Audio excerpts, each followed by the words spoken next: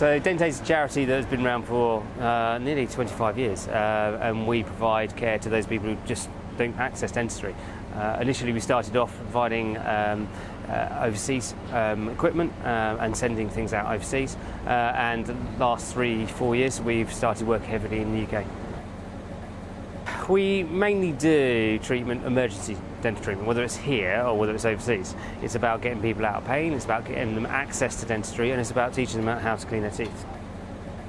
So today we're at the Salvation Army, and they've got a Rush Sleepers Initiative here, and so we work with them. They provide food, and what we find is that a lot of people where food has been provided, they've normally got a group of patients that are not seeing dentists and are in pain, and so we provide them with that support. We might have somebody who is a rough sleeper, serial rough sleeper, lots of other issues going on, and we know that we're going to be the only dentist that they're going to see, and they're going to come and see us when they're in pain, and they're going to come and see us, and if they don't see us, they'll turn to drugs or alcohol, and so what we try and do is we know we can see those, we'll keep on going back, and we make sure we've got a long-term funding plan for them.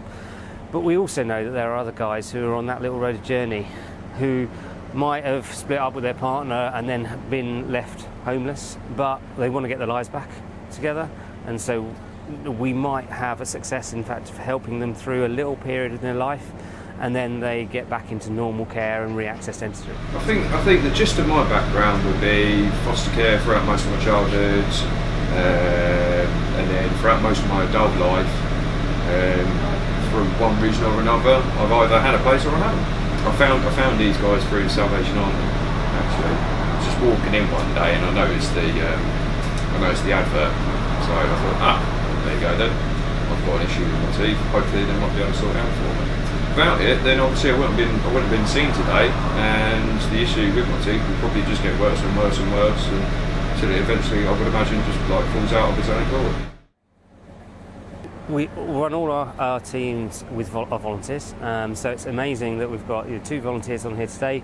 We normally have 2 to 3 volunteers per clinic, and then a member of Dentaid staff, and they give up their time, give up their day, and we ask to just say 1 day a month as a commitment, as a regular commitment, because then you need to know how the lorry works and how the clinics work, and you get to know the patients, a bit like a normal dental surgery, and so people commit to coming on here, and we're being asked to do more and more clinics, so we need more and more volunteers, and it gives something back. It's non-pressurised.